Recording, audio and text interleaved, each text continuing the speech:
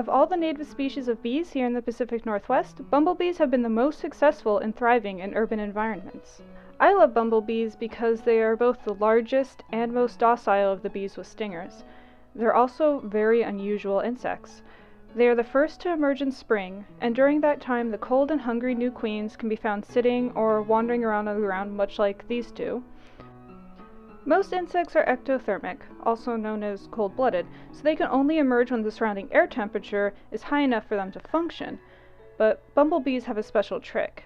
They vibrate their flight muscles, warming their thoraxes up to 35 degrees Celsius. To put that in perspective, the human body averages 37 degrees Celsius. In order to maintain this high temperature, a bumblebee needs a lot of food. An actively foraging bee needs to fill her stomach at least every 40 minutes, or will starve to death. Their metabolisms are 75% higher than a hummingbird's. Conversely, a bumblebee will die if it gets over 44 degrees Celsius. So to cool down, they'll pump hot blood from the thorax down into the abdomen where it cools before heading back up. So that's what they're doing if you see their abdomens moving rapidly in a hot day in summer. The yellow-faced bumblebee is my local favorite, mostly because they are the biggest. This massive queen was found foraging in my yard. I think she ate so much that she was way too heavy to fly, because she certainly wasn't lethargic. Many species, like the yellow-faced bumblebee, prefer to nest in tunnels or cavities in the ground.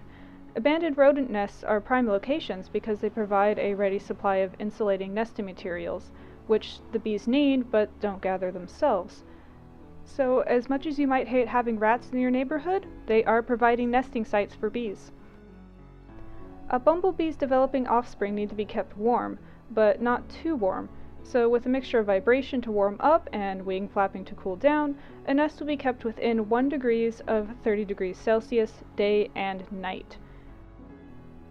Bumblebee nests are much smaller than those of honeybees, reaching a maximum of about 400 individuals. But even 400 bees need to eat, so once the first set of workers is grown, they set out to forage. A bee's mapping ability is amazing. They can be blindly transported up to 6 miles away and still find their way home, though they usually forage much closer than that. When a bee flies loops around an object or a place, it just means they're memorizing its location, getting to know the area. They do this around their own nests when they're first coming out, and sometimes when they're coming back in, but they might also do this around you or around your pets, and it's not an aggressive thing whatsoever. It's just them figuring out where they are and where you are and where they're going. When this happens, it's best to just stand still and wait for them to figure things out and move on. Moving around a lot can actually freak them out, and they'll stay longer because they can't figure out where you are, so really staying still is the best thing. In case you're wondering, these bees are pollinating the asparagus plants in our yard. They really love the asparagus for some reason.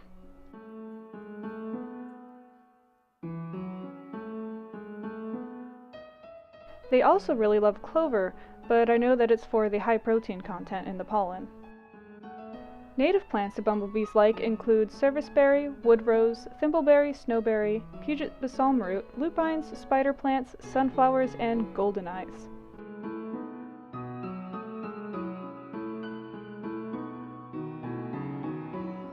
Thank you all so much for watching. Subscribe if you like this video, and stay tuned for more backyard critters.